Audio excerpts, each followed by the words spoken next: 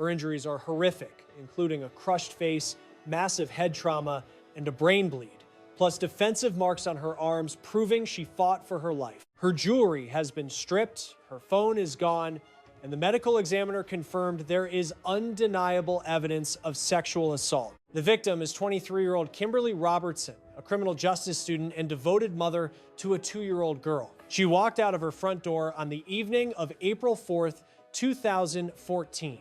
That was the last time anyone saw her alive. The final person known to be with her was her boyfriend. They had spent some time over at the Lakeside Lounge. Security footage places them at the venue at 11:30 that night. They barely said a word to each other. By 1:15 in the morning, they walked out and headed to a parking lot near Walgreens. Cameras catch a cab pulling up. She gets in, sits for maybe 30 seconds, and then climbs right back out. The taxi takes off empty. That is when her boyfriend walks back into the frame. He moves his car and parks near the bus stop. Footage shows his vehicle sitting idle there until 6:18 in the morning. He never exits the car. His alibi is solid. He is cleared of the murder. So detectives pivot to a different target, that red Toyota 4Runner. Bank surveillance captures it circling the bus stop multiple times before finally pulling over. Someone gets into the passenger side. The truck speeds off. Roughly 1 hour later, that same SUV is spotted near the FM Rec Center, moments before her body would eventually be found. At the scene of the crime, investigators recover a receipt from Lowe's dated March 23rd. The hardware store is located just 100 meters from where they found her. Fortunately, the security tape from that date hasn't been erased yet. It shows that distinct red Toyota 4Runner pulling in. Two guys exit the vehicle and head inside. They pay using a debit card. But here is the kicker. That card was reported stolen. 3 hours later, that very same card gets swiped at a fast food joint. That transaction gives detectives a crystal clear shot of the license plate. The car belongs to a 41-year-old Ghanaian national named Prince Chetch, though people know him as Frank. He is a married father of 3 living right here in Oakland. He makes his living selling clothes at the local farmer's market. In his initial interrogation, he swears he has never laid eyes on Kimberly. He denies knowing her entirely, unaware that police already have proof she was in his car. Eventually, he cracks and changes his narrative. He admits picking her up. He claims the sex was consensual and paid for. He insists he dropped her off unharmed. However, his DNA is a perfect match for the samples taken from Kimberly's body. The prosecution constructs a tight timeline. He is seen circling the bus stop moments before she vanishes. He is the last human being to see her breathing. He admits to the sexual contact after lying about it. His SUV is on camera right near the body dump site. His genetic markers are all over her. The jury deliberates for less than 2 hours. The verdict is guilty of first-degree murder with special circumstances, murder during the commission of a rape. The sentence is life in prison without any chance of parole. Yet, even now, he maintains his innocence. He says he didn't do it, but the surveillance, the GPS data, the driving route, the shifting stories, and the biology create a singular, undeniable portrait of that night. It all locks together perfectly. To truly grasp the tragedy here, we need to rewind to the start in Oakland, California. This is where 23-year-old Kimberly Robertson was trying to build a future. She was a Texas girl raised down in Dallas. After finishing up at Kimball High, she wrapped up her degree at ITT Tech back in December of 2013. Shortly after graduation, she packed up and moved to Oakland with her 2-year-old daughter, dead set on a fresh start. Kimberly was also enrolled at Heald College in San Francisco, chasing a degree in criminal justice. She was confident, an open book, and absolutely obsessed with her baby girl. Her daughter was the center of her universe. But Kimberly's own path had been rough. When she was only 2 years old, her own mother was gunned down by a boyfriend. That specific type of trauma lingers forever. Years later, Kimberly arrived in Oakland with one mission: to provide her child with the stability she never had. And Oakland is the kind of city that hits you immediately. It isn't polished, and it isn't trying to show off for tourists. It is authentic. You get that cool bay breeze mixing with the California heat. Mornings here have a stillness to them. You see folks jogging around Lake Merritt. They sit on patios sipping coffee. Neighbors actually say hello instead of rushing past. By noon, the city's character comes alive. Murals pop off the brick walls, music drifts out of bars, and you hear a dozen languages on the street. Oakland is not just diverse on a census form. You experience it in the local cuisine, the beat of the music, and the street style. When the sun goes down, the vibe changes. You see yachts bobbing on the water. The sun disappears behind the ridgeline. A low hum of chatter and laughter fills the air. Looking down from the Oakland hills, the bay lights flicker in the distance, feeling peaceful and undeniably Californian. This town doesn't try to sell you a dream, it invites you to join its flow. So, I'm wondering, what city are you watching from right now, and what is the local time there? I am genuinely interested in seeing where the viewers are located. Go ahead and leave a comment below, and while you do that, I will continue with the story. It was Friday, April 4th, 2014. Kimberly got her hair styled that day. She even had her nails done. She headed to her sister's house to prep for a date night. Her sister, Marquita, agreed to babysit the little one. Kimberly was in high spirits. She was hyped up, ready for a good night out on the town. She stepped out specifically to enjoy her evening, not far from the F.M. Smith Recreation Center. Her remains were spotted by a bicyclist just passing through. The Oakland Police Department rushed to the location, backed up by fire and rescue crew. They tried everything possible to revive her, but she was gone. She was declared deceased right there on the pavement. A sweater lay nearby. They bagged it up for the lab. Police secured a sales slip for landscaping gear at the scene. That piece of paper was the key to figuring out exactly who the Jane Doe was. The victim was identified as 23-year-old Kimberly Robertson. She had taken a severe beating to the face, and the defensive marks on her arms prove she fought for her life, while her jewelry was notably missing. Whoever did this took her cell phone too. Her sister figured she had just crashed at her boyfriend's house when she didn't show up, but that hope shattered completely when reality set in. Officers arrived at the door with the worst kind of update. They had discovered remains, confirmed it was Kimberly, and left her sibling absolutely heartbroken. It was impossible to picture anyone wanting to harm her, much less take her life. Still, she insisted her boyfriend Danny was innocent, though police hauled him into the station immediately. The guy stayed totally composed, explaining that while the romance was new, their friendship actually went back several months. They spent the previous evening grabbing drinks at the Lakeside Lounge over on 338 East 18th Street. He insisted that after the alcohol, he refused to let either of them risk a DUI by driving home. Kimberly wasn't hearing it, and things got heated. Even though he hailed a cab, she stormed off and swore she would find her own way back. Not wanting to abandon her on the street, Danny waved the taxi off, hopped in his ride, and pulled up right across from the bus stop she was waiting at. His plan was just to keep watch. He claimed he accidentally dozed off and found the spot empty when he woke, and as cops vetted this narrative, the coroner released the initial finding. The report was grim, listing massive head injuries and a brain bleed as the cause. Tragically, evidence also confirmed she had been violated in the worst possible way. Tributes started flooding her Facebook timeline immediately. The entire community was reeling from the shock that she was actually gone. A friend posted about how tough it was to smile without her around. They added that their hearts still held joy, knowing she had escaped this cold world for somewhere better. As the homicide case ramped up, investigators realized they needed to hunt down potential eyewitnesses from the Lakeside Lounge. Detectives went on site to reconstruct the timeline of that night. That is when they struck gold with a silent witness that saw everything. The security tape. A camera mounted outside logged the pair entering the venue at exactly 11:30 at night.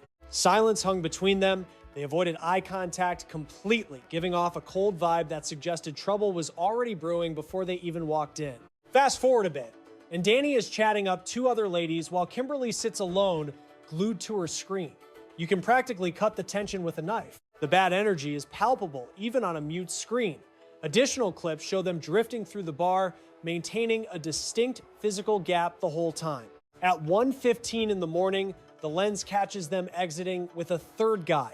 Investigators showed the clip to the sister, who instantly tagged him as one of Danny's buddies. Detectives hauled the friend in to get his side of the story. He admitted he was with the couple and stated that at exactly 1:24 a.m., He dropped them off at their vehicle. When the cops went to scope out that lot, they stumbled upon a lucky break. The spot was adjacent to a Walgreens pharmacy equipped with security cams. The tape starts rolling at 1:24, but for over 20 minutes, neither Danny nor Kimberly appears. Finally, at 1:50 in the morning, a yellow cab enters the fray. The video shows Danny sliding into the back seat first. Moments later, Kimberly approaches and hops into the front passenger side. Half a minute ticks by with the vehicle idling. Suddenly, Kimberly jumps out and storms off, leaving the taxi to drive away with Danny still on board. A secondary camera view captures her exiting the cab and marching right back toward the parking area. Turns out, she never actually took that ride. She spun around and went straight back to where she started. 60 seconds later, that same taxi reappears on the feed. It is a bit fuzzy, but detectives theorize Danny was probably looping around the lot trying to spot her. The cab vanishes again, only to return 2 minutes later. Danny finally exits the ride, the taxi takes off, but Kimberly is absolutely nowhere to be found. Just past 2 a.m., the lens catches a black SUV exiting the lot. That is Danny behind the wheel, confirming his timeline was accurate. Police shifted focus to the bus stop where Danny claimed she was waiting while he napped. They needed to lock down that location first. If he was being honest, the video would prove it. Fortunately, the street was wired with surveillance that captured both the traffic lanes and the shelter itself. Investigators combed through the tape frame by frame. Sure enough, his ride pulls up and parks right across from the bench, just like he said. The positioning is dead on. The angle relative to the stop, the gap from the curb, and the car's alignment, everything checks out perfectly. From that point on, the truck is a statue. No inching forward, no reverse lights, no high beams, and no doors cracking open. It just sits there all night. The video proves Danny stayed put until 6:18 in the morning. That is the exact moment the door swings open and he steps into view. That timestamp is indisputable. The timeline backs his account 100%, clearing him of the murder and proving his alibi was rock solid. So who was the actual killer? Security cams from a nearby bank pointing near Danny's parked truck offered the detectives a fresh perspective. You can actually make out the bus stop across the road by looking at the reflection in the bank's glass windows. The visual was grainy, obscured by shadows and glare, but decent enough to spot motion. At approximately 2:0 to 5 a.m., moments after Danny stopped his car, a ghostly figure materialized in the glass, a pale silhouette against the night. She is standing right at the stop, confirming her location. Then, a red Toyota 4Runner cruises past the scene opposite Danny's car without stopping initially. The car cruises down the block, hangs a U-turn, and slowly doubles back. It doesn't look like someone getting lost. It looks like a hunter on the prowl. When investigators hit rewind and scrutinize the tape, a disturbing pattern emerges. This wasn't a flyby. That SUV had been stalking these streets for a while. Identical route, identical creeping pace. The truck loops around, hits the brakes near the station, vanishes into the shadows, and then pops back up. That's not just a Sunday drive. It looks like surveillance, like someone calculating, waiting for the perfect split second to strike. Caught in a window reflection, the rig finally idles right alongside the bus bench. You can just barely make out a figure sitting behind the wheel. Another person stands by the glass, leaning in to chat. It lasts maybe a heartbeat, just a few words, before the stranger opens the door and hops in. The truck swings around and crawls past Dye's parked car. Now the passenger seat is occupied, a human silhouette visible, hitting the detectives with a grim realization. The timestamp fits, the geography fits, the whole timeline aligns. That shadowy figure getting into the car was definitely Kimberly. But the video quality was garbage, too grainy to read the tag. The digits were just a smear of pixels, and the headlights flared out the lens. The critical info was unreadable. Without a tag number, finding the registered owner was impossible, so the team had to pivot their strategy. They started grilling Kimberly's inner circle, hoping the ride looked familiar to someone. Maybe a friend or relative would clock that red Toyota. Maybe someone had spotted her with that guy previously. The interrogations were grueling and repetitive, yet the response was frustratingly consistent. Nobody knew the truck, nobody could drop a name. detectives moved their hunt to the FM Recreation Center, the grim site where they recovered her remains. The deduction was straightforward. If the killer dumped the body there, local security cams should have captured the vehicle in the act. Just like the pickup spot, this zone was wired for video. Officers started combing through the recordings, queuing it up from 2:30 in the morning. Frame by painful frame, they hunted for that red Toyota. Then, at 3 o'clock, there it is. The SUV creeping down the adjacent road, looking exactly the same. It is absolutely the same rig, but again, the plate is a blurry mess. The footage is compelling evidence, but it lacks the golden ticket. It places the truck at the dump site, sure, but that doesn't put handcuffs on anyone. They need hard evidence, something tangible to tie it all together. Investigators circled back to the items bagged at the scene. Among the debris was a crumpled receipt, a scrap of paper that ended up cracking the case wide open. The slip came from Lowe's Home Improvement. It was stamped March 23rd, clocked precisely at 6:02 in the evening. There was no mistaking the time or date. The hardware store sits a mere 100 meters from the body site, which is way too close to be a coincidence. Police rang up the manager, praying the security tapes from 2 weeks prior hadn't been wiped. Usually, those systems overwrite old data pretty fast. It was a total Hail Mary play, but luck was on their side. March 23rd, 2014, 5:37 p.m., a red Toyota 4Runner rolls into frame. The truck eases into a parking slot. Two guys climb out, slam the doors, and make a beeline for the automatic doors at the front. The camera grabs a solid shot of them. It is another critical breadcrumb, and suddenly the chaotic pieces are starting to lock into place. The receipt proved they paid with plastic, so detectives ran the numbers. The card belonged to a 53-year-old lady, meaning the wallet was definitely hot. That detail cast a sinister shadow over the whole investigation. This wasn't a crime of passion, it was starting to look like a spree. Bank records pinged again 3 hours later at a fast food joint. The timestamp was exact, the location verified, giving the squad a fresh lead to chase down.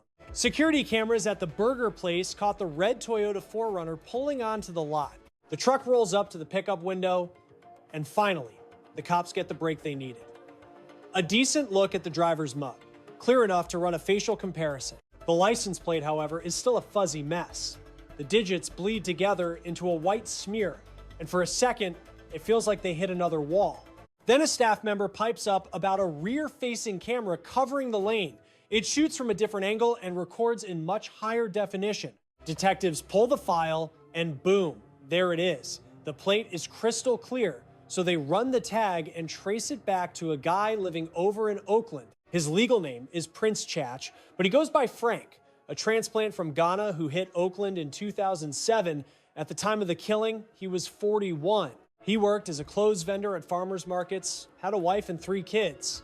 On paper, he looked like a regular family man, living a quiet, routine life. Police identified the guy riding shotgun in the older footage, but records showed he was locked up when Kimberly died. He was cleared immediately. The suspect pool evaporated instantly. Every single clue pointed in one direction, and the crosshairs settled squarely on Frank. Now the mission was to nail him for the assault and homicide. A hunch doesn't work in court. They needed ironclad proof that a jury couldn't ignore. Using covert surveillance, detectives started working his block.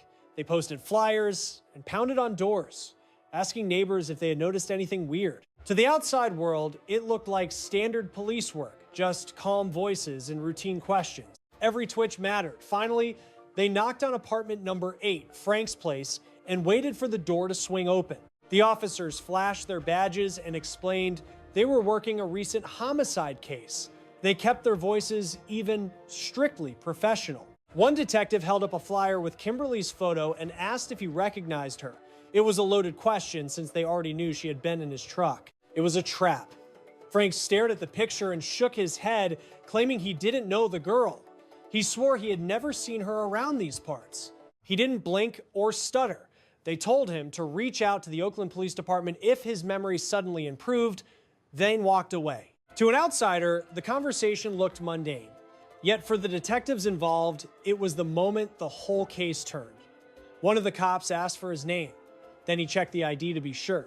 It was definitely him. The exact figure they tracked on the security footage, the man seen driving that red sport utility vehicle. He denied ever knowing her, which was a problem since the police already had video evidence of her sitting in his passenger seat.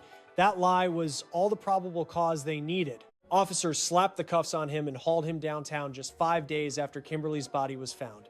For 5 days, the team had been quietly building their case timeline. Now he had to answer for himself. Why was he cruising up and down that specific block on the very night she was murdered? Why did his truck show up on camera in that neighborhood over and over again? In the interrogation room, he claimed he was going through a rough patch with his wife. He said the tension at home had been unbearable for a while. The vibe in his apartment was suffocating. Because of that stress, he told them he just couldn't stand being indoors, so he'd hop in his ride to clear his head. No particular place to go, just driving aimlessly. That was his way of blowing off steam, or so he claimed. "You're sure you've never seen her?" the detective pressed. Frank paused. "I don't recall. I really don't remember. She wore a long wig, maybe extensions. Her face just doesn't ring a bell." But suddenly, his narrative flips, and it changes fast. He confesses he actually had met Kimberly before. He admits she was in his car that night. "I gave her a lift," he said. Frank then claimed they hooked up. By his account, she was the one who suggested it. He told police Kimberly was soliciting and offered sex in exchange for cash. That became the anchor of his new story. He swore it was mutual, with zero force and no aggression involved. He claimed that after they were done, he let her out and took off, insisting he had absolutely nothing to do with her death. However, that pivot in his testimony set off major alarms. First, he swore he never touched her. Then, he admitted to the hookup. That flip-flop, paired with the brutal nature of the crime, looked terrible for him. Prosecutors slapped him with a capital murder charge with special circumstances, specifically murder committed during the commission of a rape. The indictment didn't mince words, blunt, crystal clear. Then the lab results came back. Forensic analysis proved his DNA was a perfect match for the biological evidence recovered from the victim. That wasn't just a theory, that was hard science, and it instantly became the cornerstone of the state's argument against him. The judge denied him bail at the Santa Rita jail, so he remained locked up while waiting for his day in court. When the trial finally started, Frank took the stand and told the jury that in the early morning of April 5th, he picked Kimberly up at a bus stop near East 18th Street and Park Boulevard. He framed it as a chance encounter, just a quick chat leading to a deal. He was adamant that he didn't kill her. Frank testified that she was the one who proposed the transaction. He claimed she asked for $250 because she was working.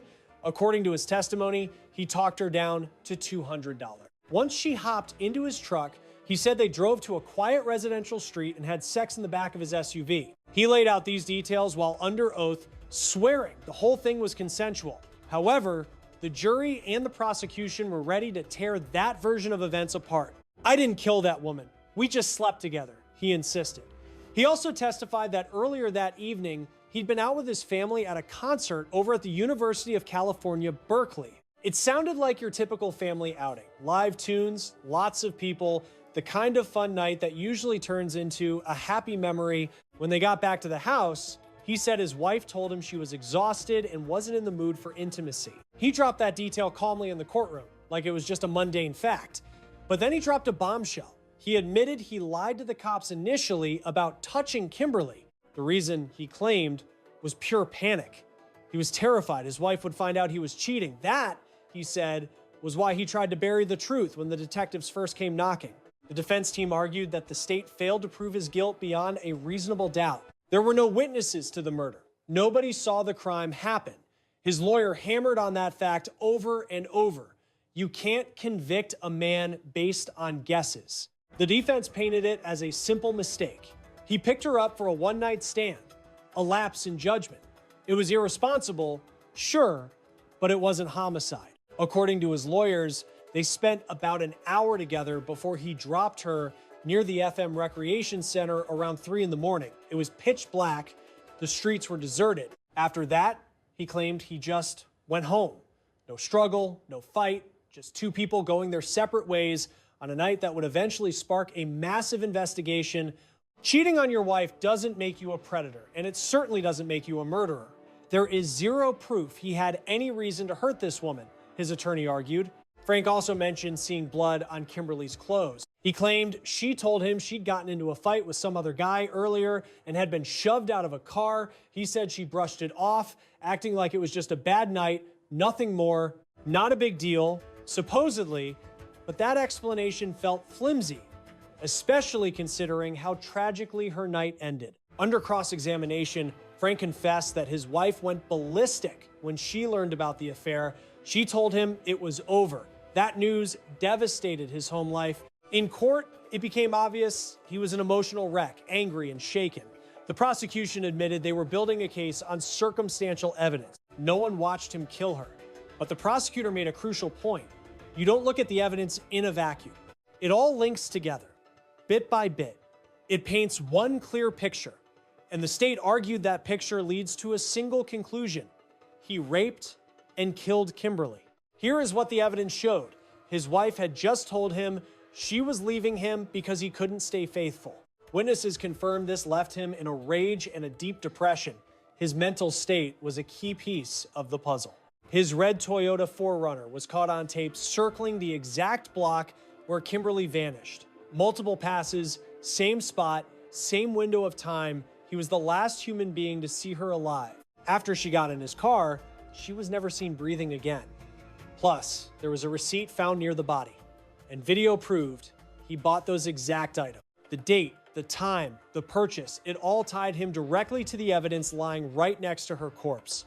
The spot he pinpointed as the drop-off site turned out to be the exact location where they found her remains. You couldn't just write off a coincidence like that.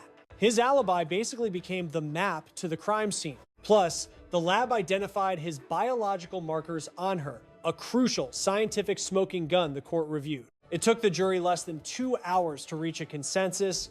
They didn't waste any time making up their minds. When the 12 jurors filed back into the hall, they handed down a conviction for first-degree murder, adding special circumstances for the assault. The judge handed him a life term without any chance of parole, guaranteeing he would never walk free again. He tried to paint Kimberly as a pro who agreed to a one-night fling, but the panel saw right through that story.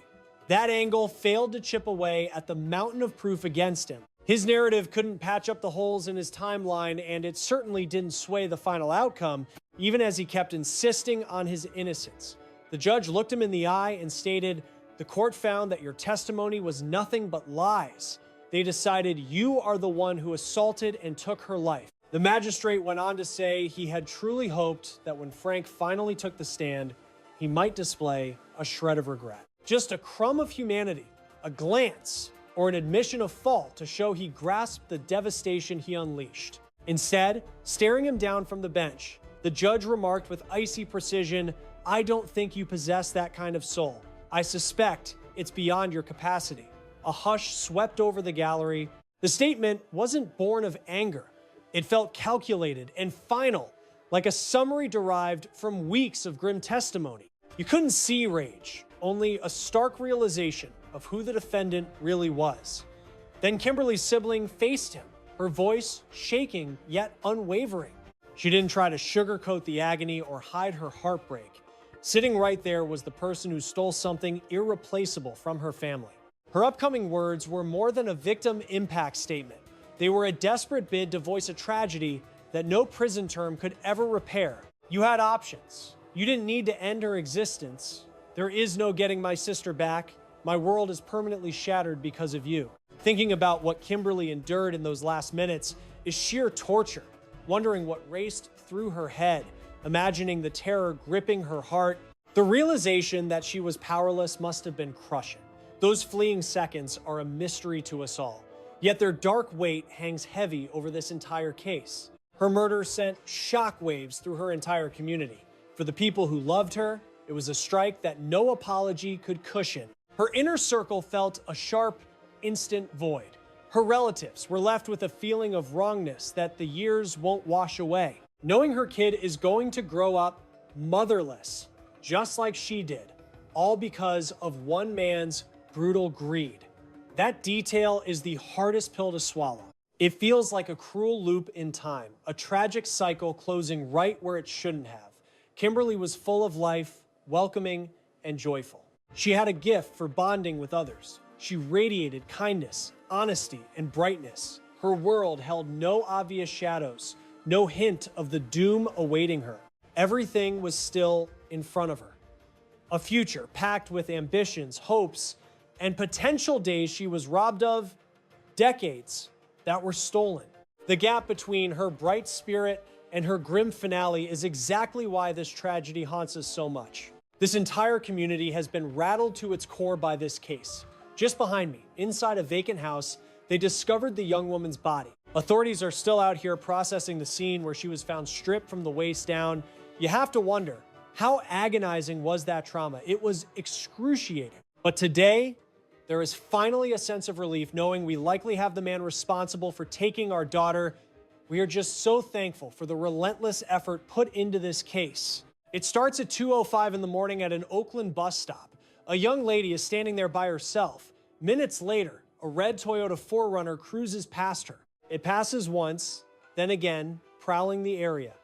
The SUV busts a U-turn, pulls right up to the curb, and she hops in. By 6:40 that morning, her remains are found on the 1900 block of 3rd Avenue, right near the FM Recreation Center. And a devoted mother, an aspiring student whose bright future was stolen by a predator. Encourage your local representatives to invest in community safety programs that focus on late-night protection. Teach those you love to stay in well-lit areas and to always share their live location when traveling alone. By standing together, we ensure that Kimberly's spirit lives on in a world that is safer for every daughter. A red SUV prowled the Oakland streets at 2 a.m., circling the bus stop with calculated persistence. Kimberly was left alone after a night out, unaware that a stranger was watching her every move. The vehicle made a final U-turn and pulled to the curb, offering a ride that would end in tragedy. The turning point came when she stepped into the car, vanishing from the safety of the public street. Hours later, her body was found near a recreation center, leaving a community and a young daughter heartbroken. True safety is built on communal vigilance and the courage to look out for one another in the dark. Asterisk, asterisk.